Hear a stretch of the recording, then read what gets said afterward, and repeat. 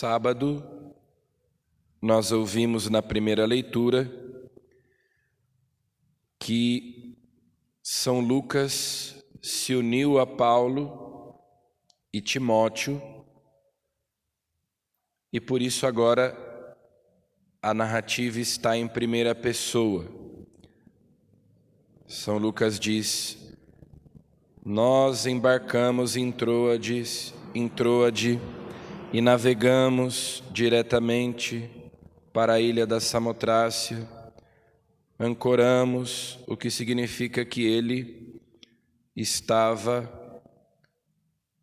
acompanhando Paulo nessa sua viagem missionária para a Macedônia, porque o Espírito Santo havia conduzido Paulo para lá, pregar o Evangelho na Europa.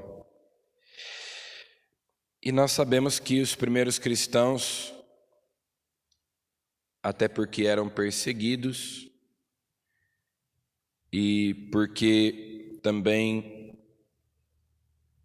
a igreja ainda não tinha se separado completamente do judaísmo, eles pregavam nas sinagogas, mas porque eram também perseguidos, então não havia igrejas, não havia templos cristãos, eles se reuniam nas casas, e durante 300 anos foi assim. Então, ali na cidade de Filipos, uma cidade da Macedônia, eles se encontraram com uma mulher chamada Lídia, que os convidou para ficarem na sua casa.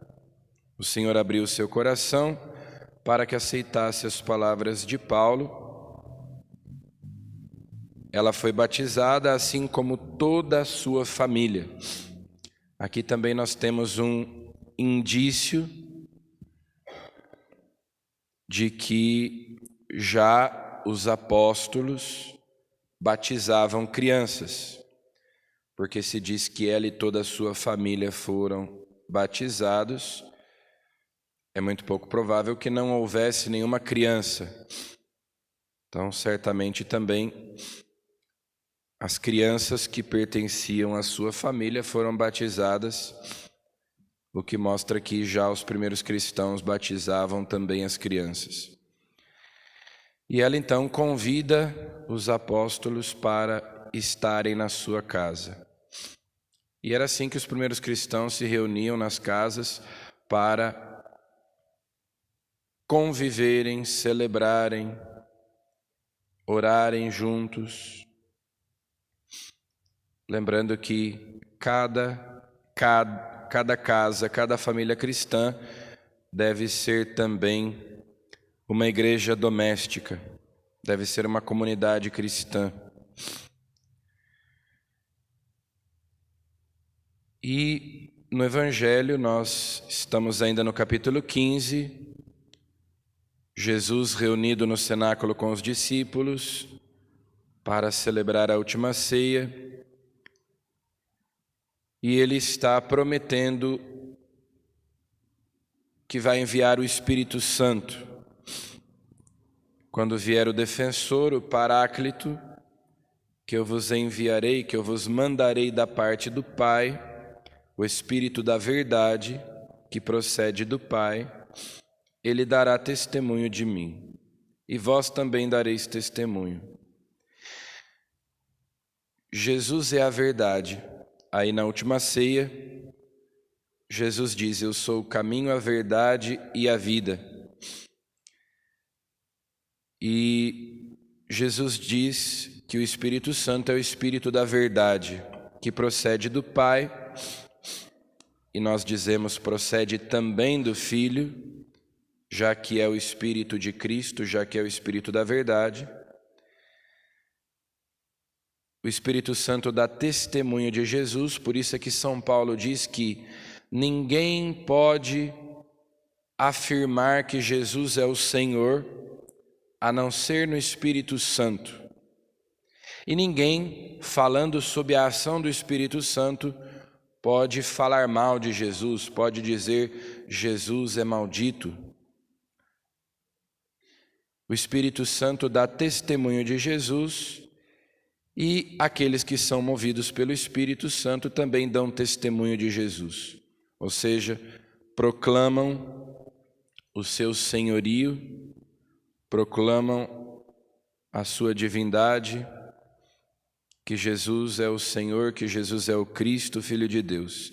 Assim como São Pedro, quando fez a sua profissão de fé, e Jesus disse: não foi a carne nem o sangue que te revelou isso, mas o meu Pai que está nos céus. Ou seja, São Pedro foi inspirado, movido pelo Espírito Santo. Então, quando nós somos movidos pelo Espírito, nós damos testemunho de Jesus.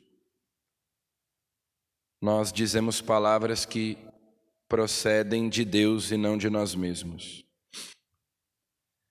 E Jesus também já antecipa para os discípulos que eles serão expulsos das sinagogas, que eles serão rejeitados pelos judeus, que virá a hora em que aquele que vos matar julgará estar prestando culto a Deus, como fez o próprio Paulo quando era perseguidor da igreja, que acreditava estar servindo a Deus, agradando a Deus, perseguindo os cristãos. Agirão assim porque não conheceram o Pai nem a mim, porque não eram movidos pelo Espírito Santo. Mas o Espírito Santo é que revela a verdade. Então foi o Espírito Santo que iluminou a mente de Paulo para que ele cresce, para que de perseguidor ele se tornasse apóstolo. Cada pessoa que se converte, cada pessoa que passa a ter fé e que antes não a tinha, é porque foi iluminada pelo Espírito Santo.